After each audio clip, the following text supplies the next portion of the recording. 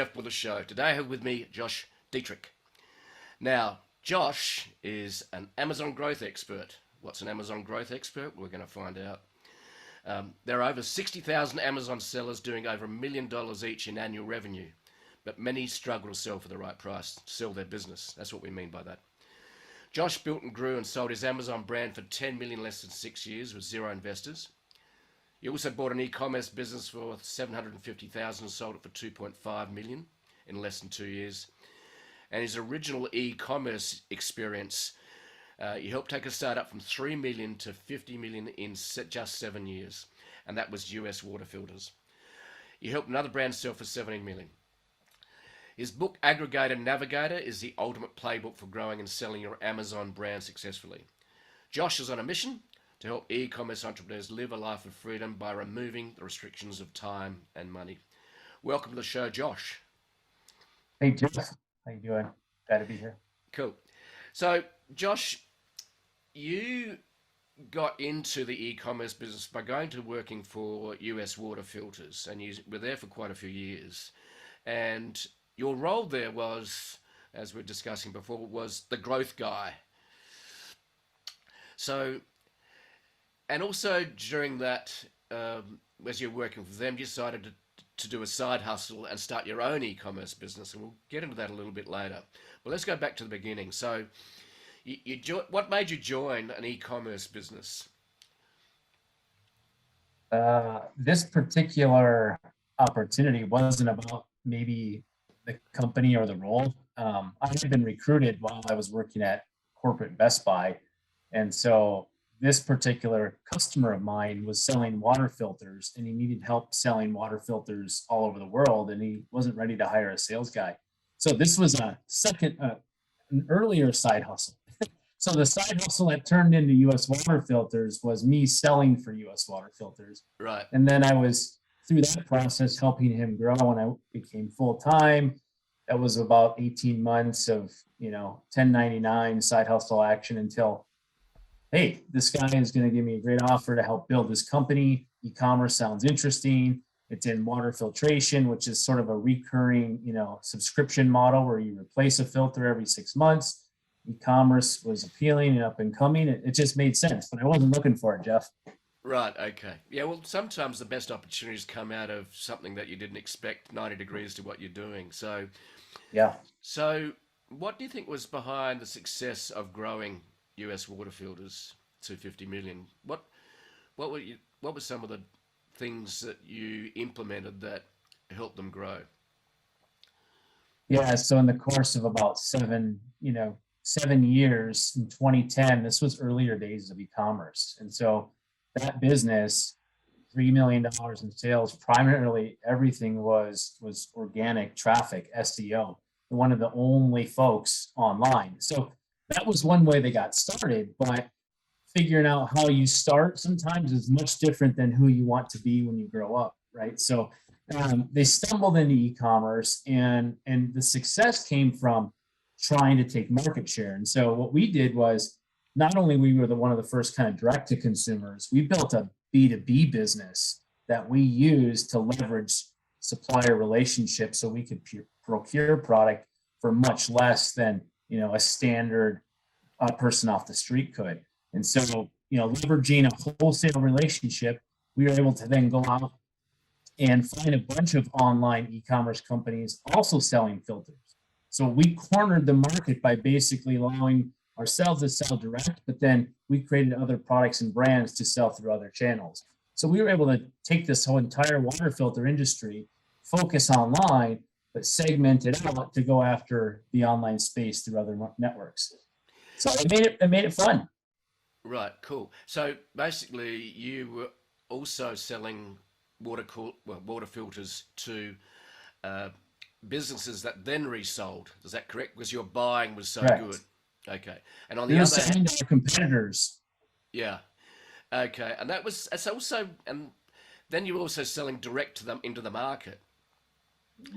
And I actually worked as a business development guy for a company that built websites for e-commerce, Mm.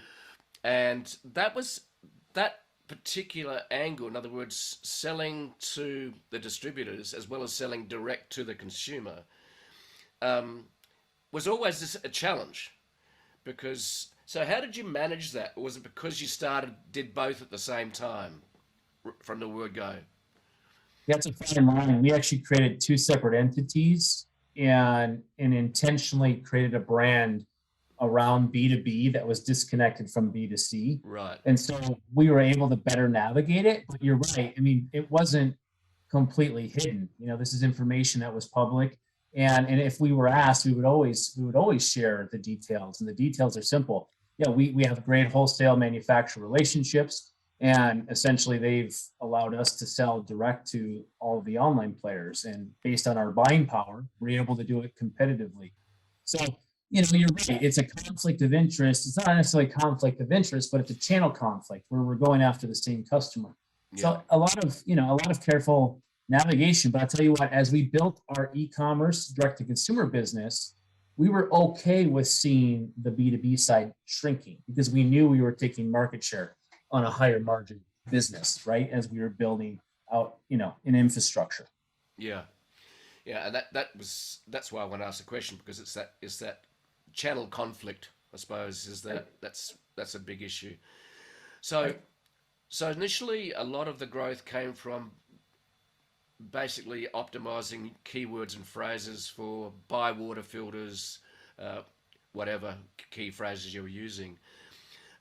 So a lot of it was organic right from the word go, was it? Right from the go. But when I started, it was about growing the B2B sales. But I realized how much had been ignored on the e-commerce side. So I came in as a B2B sales guy and quickly after a month said, this e-commerce is really interesting. Let's get our advertising turned on.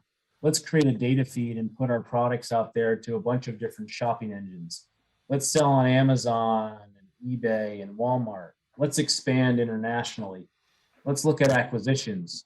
And so we did all of those things to actually grow the business from 3 million to 50. A lot of that came from an acquisition. It was a $20 million revenue business that we brought on. So our business effectively, as we were doubling each year, we hit a point. So that was organic growth, but then we acquired a group.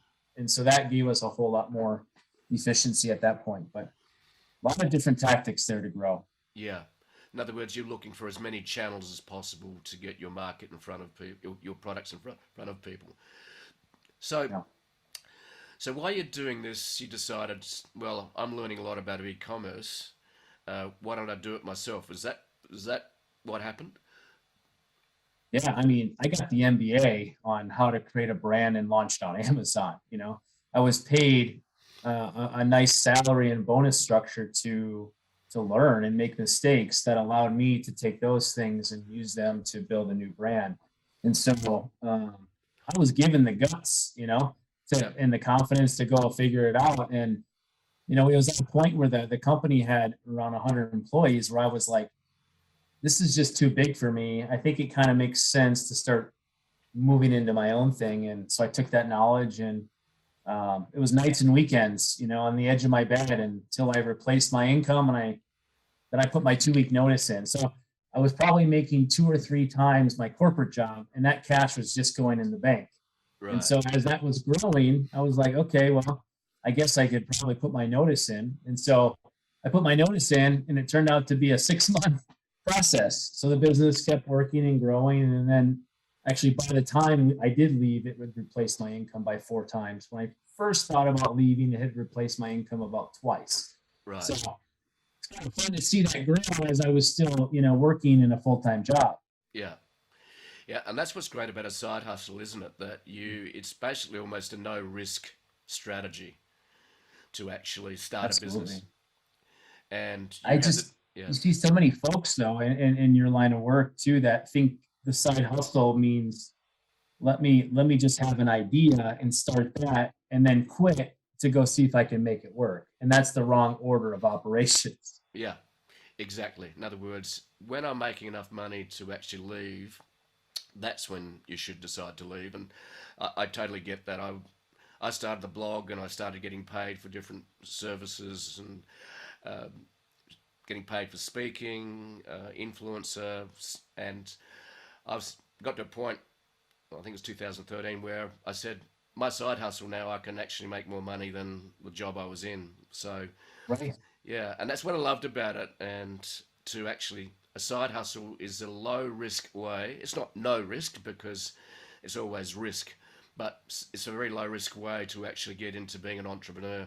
So, now I'm curious about one thing. What product did you choose to sell online and why?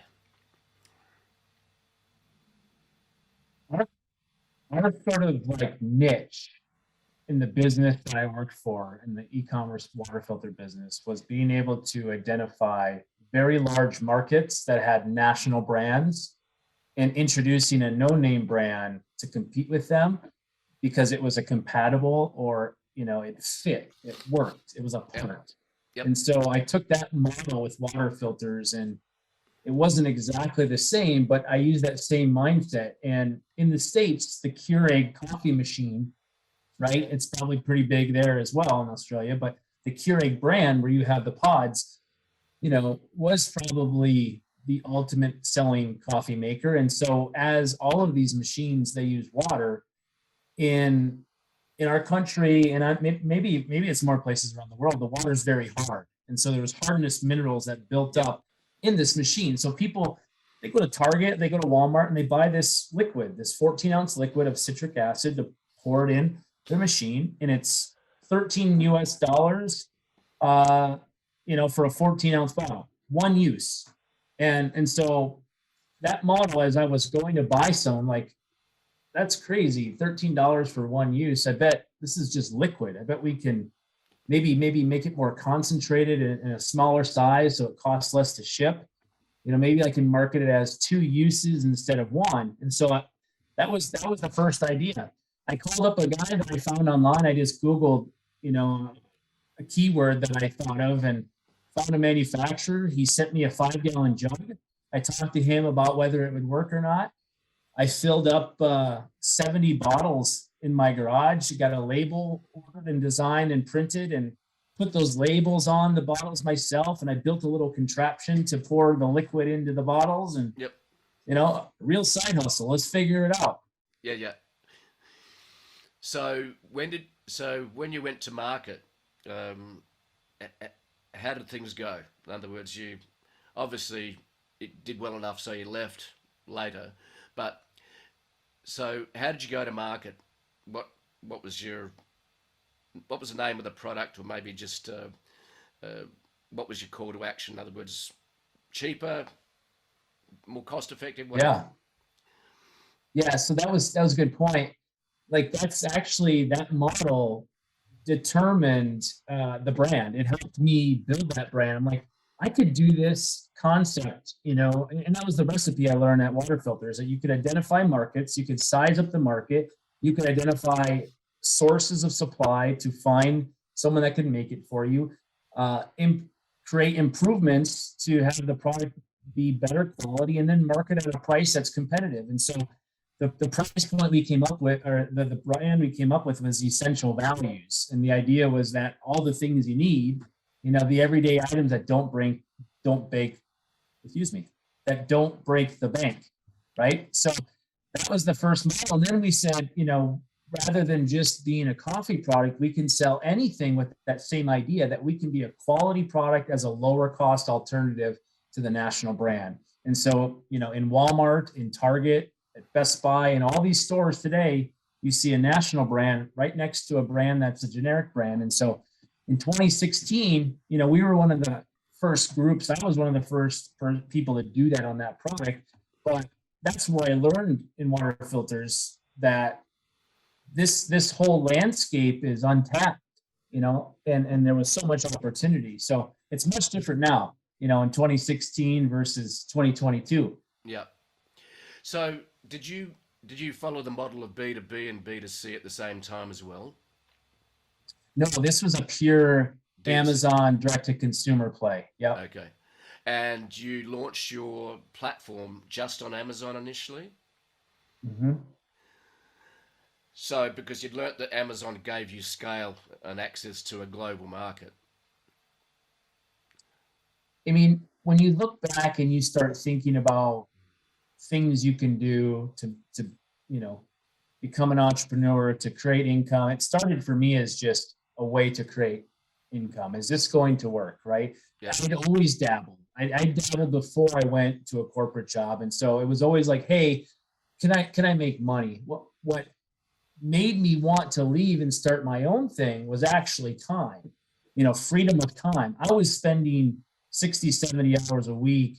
I would drive an hour in traffic, work 10 to 12 hours, drive an hour back, and I would do that. And in the early days of building a business, you would spend 12, 14 hours, in some cases overnights and travel. And I wanted my time back. I had a young family. And so my motivation, what started was, follow where the opportunity is. It became, how do I create unlimited earning potential, but get my time back? And that's why e-commerce, after working there, was like, I know the recipe, it makes sense. It fits that model where Amazon does give me the scale, as you mentioned. I can send hundreds of products there and I don't have to ship anything, and they handle all the customer service, right? Yeah. So that was a very simple, conservative way to start up. But a lot of times people get hung up on, what should I be doing? For me, it was like, as a matter of when, not a matter of if. I became an entrepreneur and did something, but the struggle was always, I need to create something amazing. Well, there's so many things in the world today, business models that you could tap into and start your own thing to generate income that actually truly give you opportunity to earn, Yeah. and make a real living, right? So, yeah. Yeah. So in other words, you took something quite simple. You didn't. You even didn't manufacture it. You packaged it, though, didn't you? And then Right. you also found out the infrastructure and distribution of Amazon means that you didn't have to recreate a big warehouse. You didn't have to work out computing platforms. You have to work out logistics. And a lot of people underestimate those systems and processes and investment required to do that. So, so let me talk a little bit about. So today, just like with anything, algorithms determine how you discovered, whether it's an algorithm for search engines, whether it's an algorithm that's within the Amazon place. What's happened with algorithms with Amazon over the years since 2016 that is maybe more a challenge today? I'd be interested in your observation over the last 6 years on how Amazon has changed. I think when you think about the evolution of Amazon, it wasn't even that long ago. I mean, Amazon it's been a significant amount of time where people start shopping on Amazon. Like, if you're going to buy something online, many folks have gotten into the behavior of going to Amazon. So that's sort of a natural thing, as you saw. And so just starting on Amazon made, it's so much easier, right? They Yep. have a captive audience, a customer that's already a Prime member. So it made a lot of sense to focus on that. But in the early days, it wasn't too terrible from an algorithm standpoint, right? You didn't have hundreds and hundreds of competing items because the catalog hasn't been built out. And every single year, more sellers join and create thousands of more products. So, now you have more sophisticated algorithms that take into account different things from each brand, different sellers. And so the very, very beginning was is as simple as, does your product have a review, right? What is the rating of the review and what is the price? Yep. And then you could sell anything to anybody. Yep. Over time, you could have a great product, but have your product get buried in the search results Yep. and never be discovered. So the evolution became sponsored products, right? And advertising. Yep. So what's cool is all of this is generating lots of information and data. And so Amazon's algorithm was in the beginning about sales and conversion rates, but now they continue to look at, all right, who's just playing on the platform and using all of our tools and taking advantage of everything that Amazon has, which is 20, 30 different tools that they've created. First, start there. But beyond that, now they're looking at outside indications, right? Who's driving traffic from other platforms?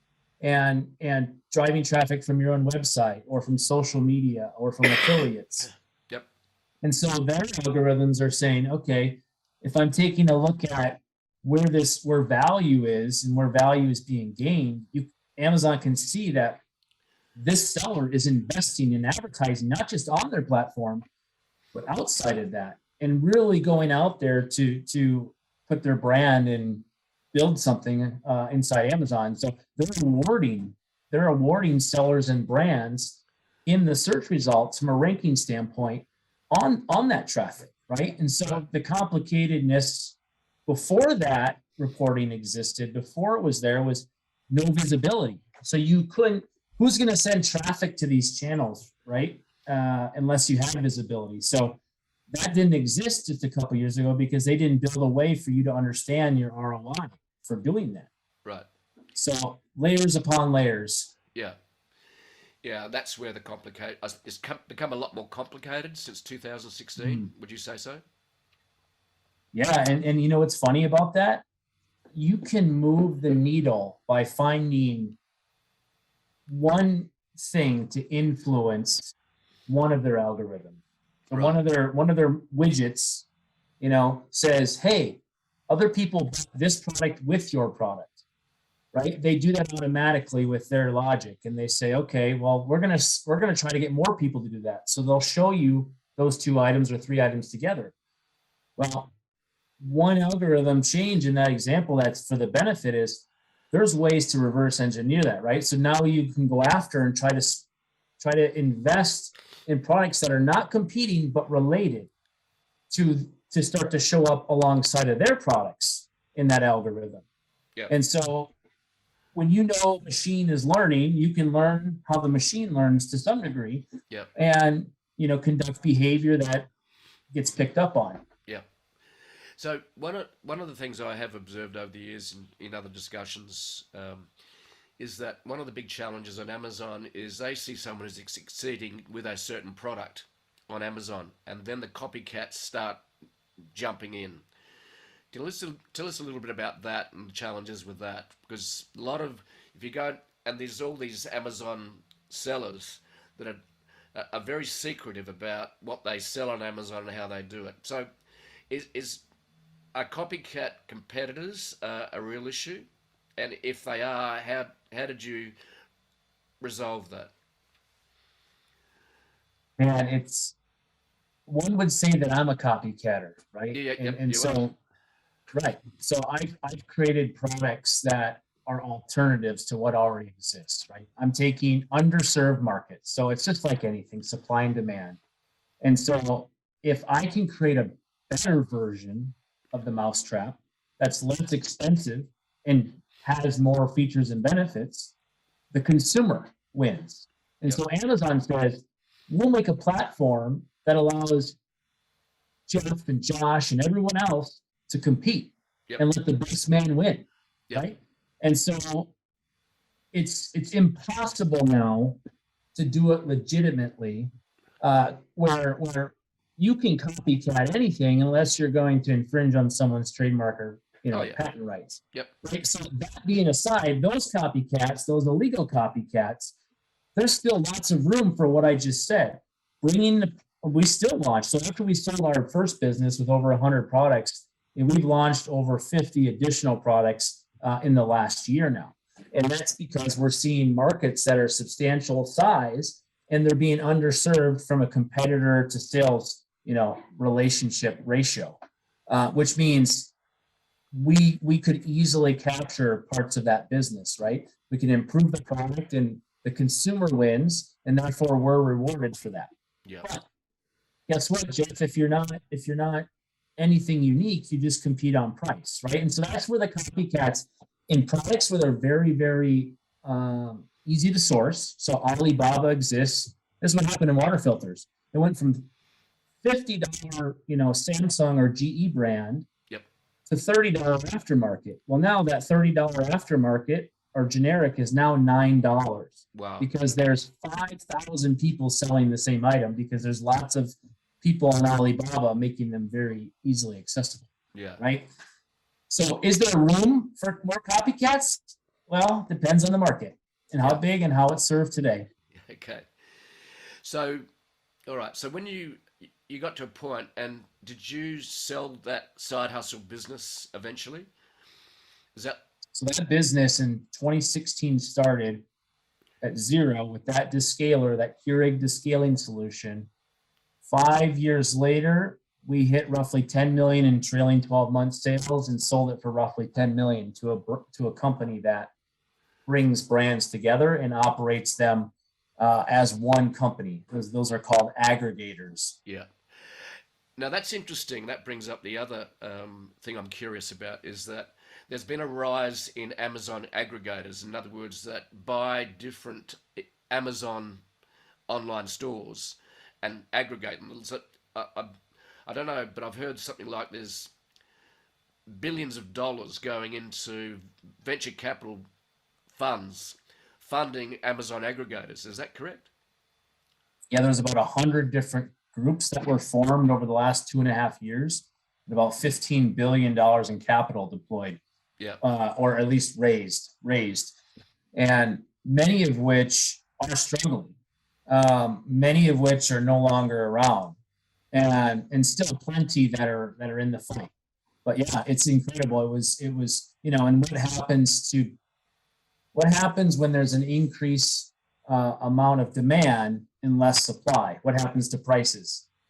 They go up. Yeah. And so if you have a business that's doing 10 million in sales and you're on the larger end of Amazon sellers, more people are interested in that. And so we were able to sell in 2021 for a pretty nice, multiple that maybe probably I would say more than it would be today if we were to have waited and sold it today. So, and this is the thing about being an entrepreneur is that quite often the real payoff is in timing.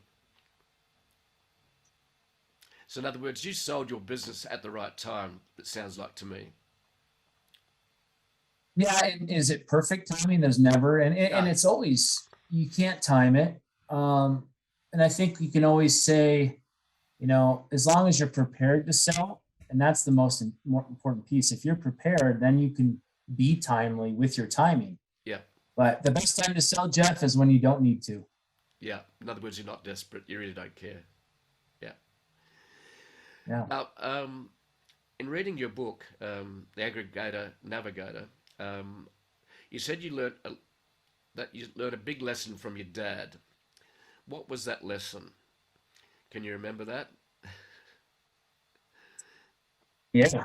And that's sort of key for my foundation to becoming an entrepreneur, absolutely, but also the business model I chose. And, if you want to go get a job, you can go get a job, which means you're going to show up, you're going to get a paycheck, you're going to get some benefits.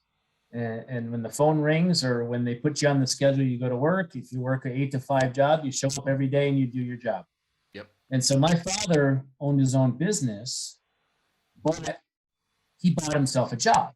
And so what I learned from him was when you're in a job, you can have a good life and that's fine. But if your job is your business and you can't automate it or it has limited potential for scale, you end up creating a job for yourself. And so my grandfather was the opposite end. He built a company and recently sold it. And so you have two dynamics, and this is part of the book I described that I didn't want to be an entrepreneur. I had a father who was an entrepreneur, but he didn't have much money, but he was always home. And then I had a grandfather who made lots of money, but he didn't have much time. Right. Okay. So I said, how am I going to do this? How am I going to build something of value, have a family, make ends meet, be successful that way if I'm just going to work a job? And so, yeah, that's the deal. That's the lesson I learned is find a business model that can replace yourself. And so you don't have to put the time in like he did. Yeah. But he did have some time. He punched the clock and he was home for playing baseball. So there's nothing wrong with that. No, exactly. So one of the things you did mention, I remember when you were working for US Water Filters, was that you were working very hard, you were commuting, and so you didn't have enough time for a young family, and obviously you valued that. And I think as fathers and mothers, we all value that time with our kids. Um, so I think one of the top things you mentioned for being an entrepreneur that is able to scale, in other words, get other people to do your work, create processes and systems, is getting your time back. Okay. Yeah, and I think side hustles can reveal that. Going, okay, I no longer have to commute an hour there and an hour back. Um, and I think the pandemic has certainly revealed quite a few things that people went, gee, I don't have to commute into the office. Do I really need to commute into the office, even with doing the job as a knowledge worker, essentially? In other words, truck drivers and handymen that still have to you know leave home. That's fine, but I think 40% plus of the workforce in the developed world is actually knowledge workers now. So it's fascinating, but it's interesting to hear your feedback. Going, I no longer have to commute an hour each way, and the other lesson was scaling. Now, there's some interesting things about scaling, and it comes down to systems and processes, and they can be enabled by technology, can't they? What were some of the challenges you had when you started your business as a side hustle in terms of building systems and processes? What was some of the challenges there? I think the biggest one is considering how Amazon really works, and it's a game of selling product, right? And so at a really high level. And when you sell a product, what's the number one rule if you sell product? Never run out. Right. Okay. And if you have one product, it's not too hard, to do that. But as you grow and bring on more products, now you have twice as many products to look after, right? You have inventory to look after. Well, then you have, when you start off, you can spend 100 or a couple hundred here or a couple thousand here. But as you grow, now you start to run into things like, I need more cash, I need more space. So, these challenges are hard, especially back in the day when these tools that exist today were not available. So one big one for us was building an inventory planning or demand planning, Google Doc. And so Right. this Google Doc had all kinds of columns, but it was a couple simple reports I could export, and based on a series of formulas and VLOOKUPs, I put together a system that anybody could work. And so I would spend hours originally trying to, so how much should I order? Should I order this much? Should I order that? Well, I don't have enough cash. Should I do, this? So I built a tool that could actually help project and forecast, but also then bring in enough inventory to never run out, but also, put you in a position where you're not going to have too much inventory. Yeah. But, systems today, you can buy systems and even Amazon's system gives you some of that for free, right? Right. But just being resourceful, and no one built that for me. I had to solve my own problem, and it was, I don't want to have too much inventory, and I don't want to have enough. Yeah. Because the second most important rule is, after don't run out, is don't have too much. Oh yeah. And there's another thing you mentioned there, which I've learned along the way as well, is that uh, there's a challenge.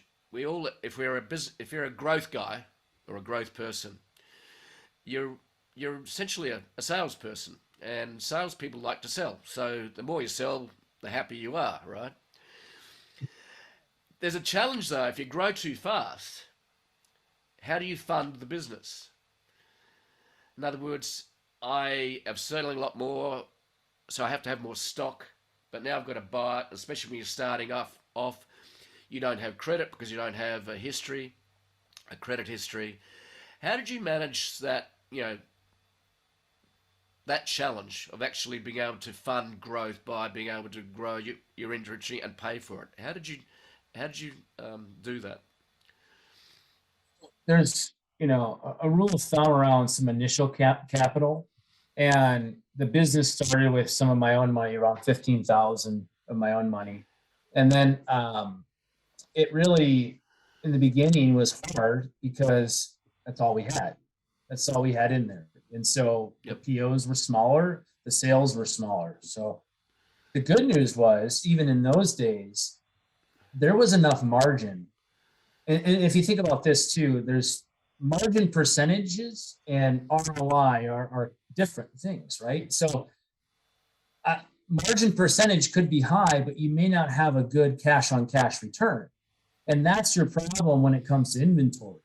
You know, you could have 20, 30% margins, but if the product has a high selling price and the inventory cost of goods are high, you are never going to have enough cash. You're not going to be able to fund the need for that business with your own cash.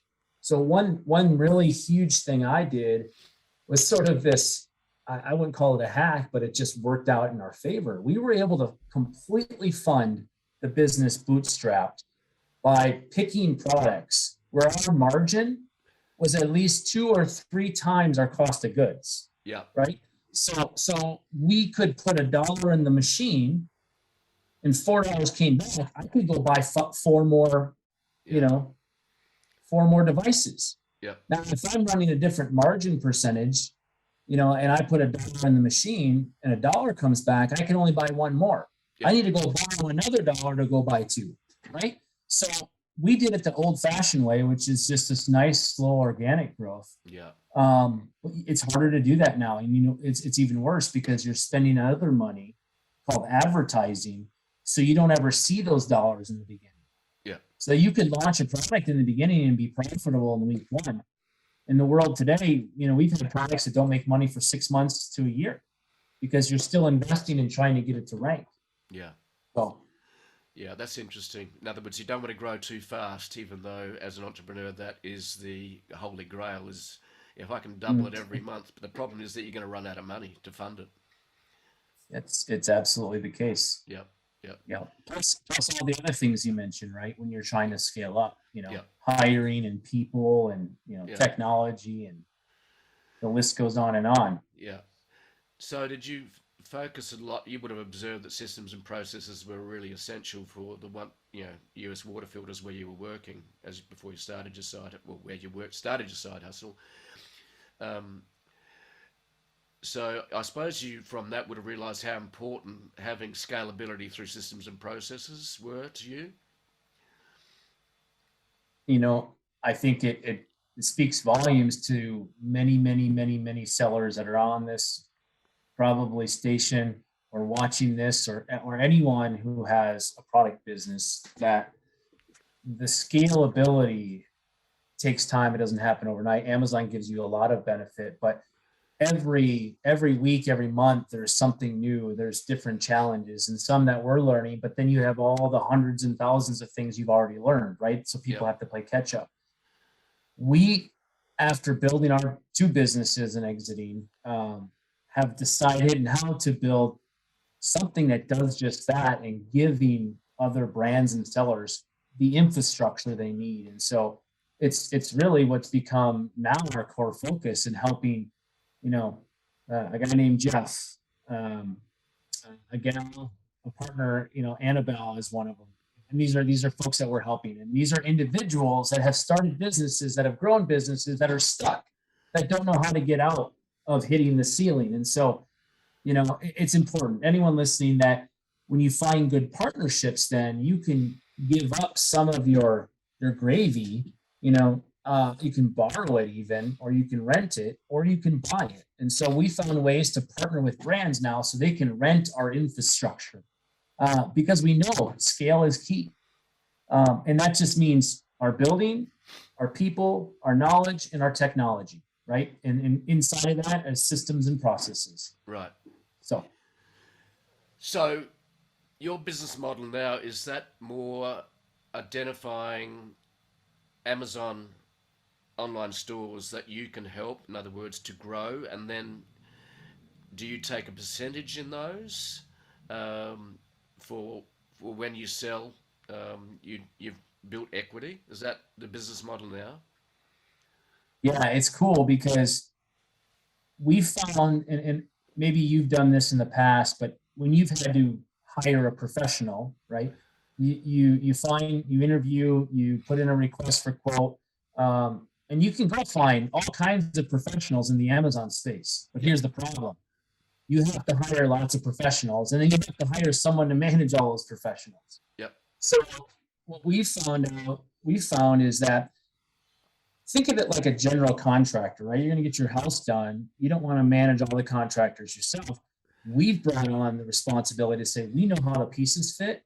And so as a general contractor, we do the outsourcing or staff it internally, whatever makes most sense cost wise. And that's how we borrow the infrastructure. So our model is 3 prongs. It's pretty simple. We charge a base fee to cover our people time / opportunity cost. So if we're going to put a body on your account, there's a cost for that. But that's just to get, to cover the overhead. The second piece is we want to put our money where our mouth is. We only get paid on growth. So we want to help you grow. That's where the revenue model comes in for us. That's how we can grow. We can help you grow, and we grow in doing so. But the partnership is now secured through the last most important piece, helping your brand become valuable asset that can eventually be sold. And so for that, we take a 20%. When we get that business to that next level, we then position it to sell, and we take 20% of that. So it really allows us to act like a partner, act like an owner, and help guide and really take on the right pieces so owners don't get overwhelmed and they don't get distracted. Yeah. So, do you get paid do you get a percentage of sales growth before you exit through a sale? Yep.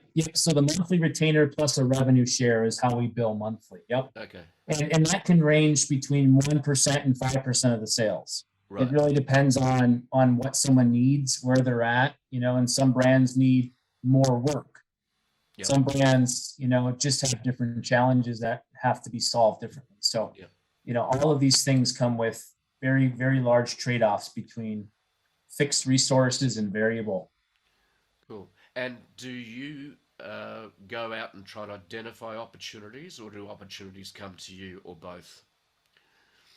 I'd say both, but what's nice, there's 10, you just mentioned 60,000 plus sellers doing over $1 million.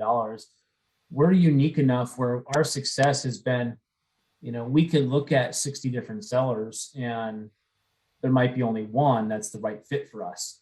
And that's just because we've picked our own products and you can kind of see what you can do.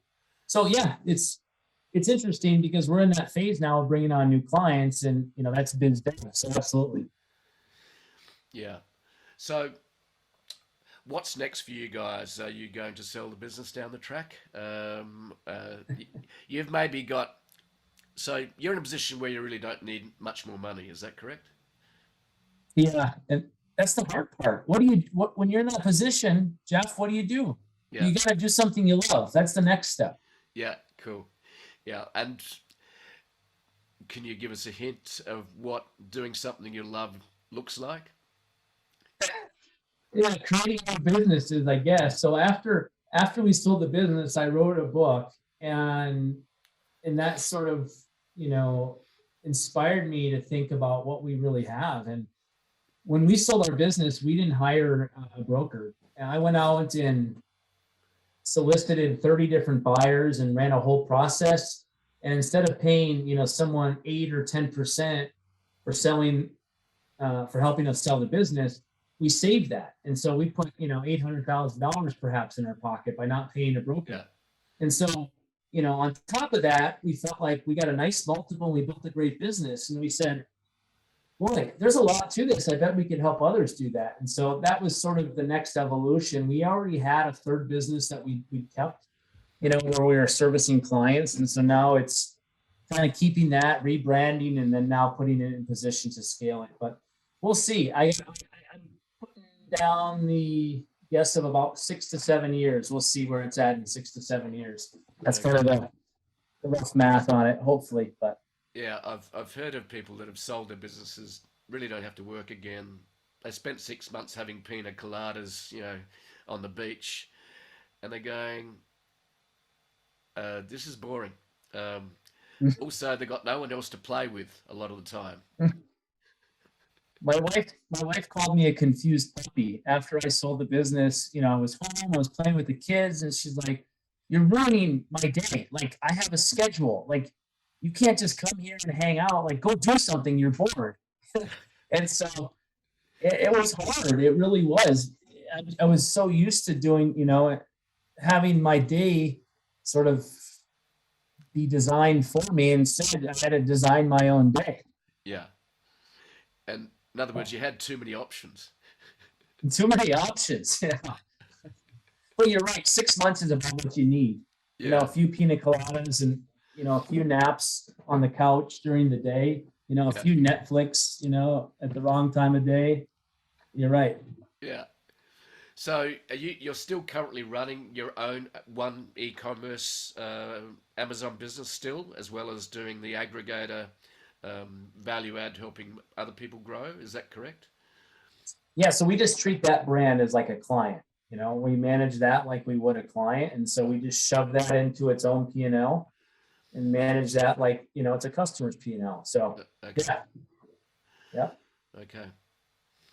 So just to wrap things up, I've just been fascinating hearing your stories, and the challenges, and I really love some of the takeaways, and we'll split them out into some YouTube segments, mini segments. What are some top tips for anyone who wants to start and build a successful Amazon store? What are some of the, is there a top few tips you can give us? Yeah. I mean, starting it is the hardest part. And if you're starting it, absolutely test fast. And you can find lots of ways to test. You can find product online, you can white label it, fake it till you make it. You can literally, you can do that. We still continue to do that. There's opportunities still out there. So I'll just encourage you. Second is, if you've already started one, get your books in order, because it's so much harder to go back in time than it is to do what you have to do now and sort of make a few changes, in the calendar year you're in. And Yeah. so that means getting your books up to speed and making sure you're starting with accrual-based accounting as opposed to a cash-based accounting system. Right. Okay. That's kind of the second one. And then third is, find a mentor or a coach. As you build, you can unlimited resources on the web, but making decisions in real time, a lot of people get analysis paralysis. So, having a mentor, being a part of groups that can absolutely, share and help you along the way. All right. Cool. Now, I have one other question that I was going to ask. In the past, growing an online business was very often organic. All right. In other words, you can rank high, whether it's rank high in Amazon or rank high on Google. Today, it's moved more into pay to play. In other words, you've got to spend money to be discovered. How do you manage that tension between organic and paid? Is there a ratio? What's your secret sauce on that? I'd be interested in your observations. Yeah, in the beginning, launching a product, you used to be able to launch it, as I mentioned, and be profitable. So now the next level of that is spending more money on ads and advertising inside. There's still ways to rank, but to keep yourself in check, our model has always been, if it's a new product, 100% of the sales come from advertising. Right. Over time, you want to get that split to like 30% advertising, 70% organic. Right. Okay. Right. And if you can do that and you can run, and it depends on your margins, but you would want to first target break even on your advertising, right? So if you're at 100% advertising, all of your sales are in advertising, and you have 30% margin, you can effectively spend all of your margin, your contribution margin, which is your profit after your expenses, the variable expenses, back to break even on the paid, right? So doing that will get you kickstarted, but it's going to drain your bank, Exactly. in the long term, because you need to buy inventory. That's the reality we live in, which makes starting a product harder.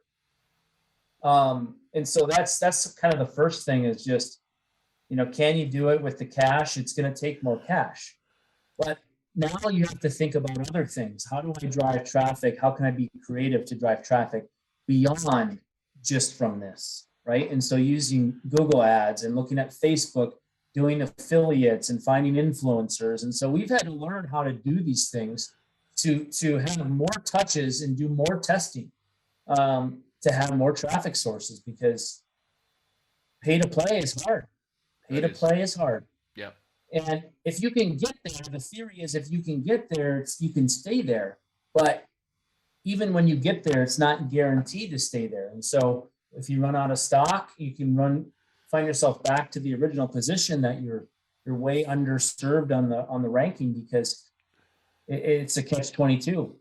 Amazon rewards you for having product in stock and continuing to fuel that engine, so there's no disruption. Yep. Yeah.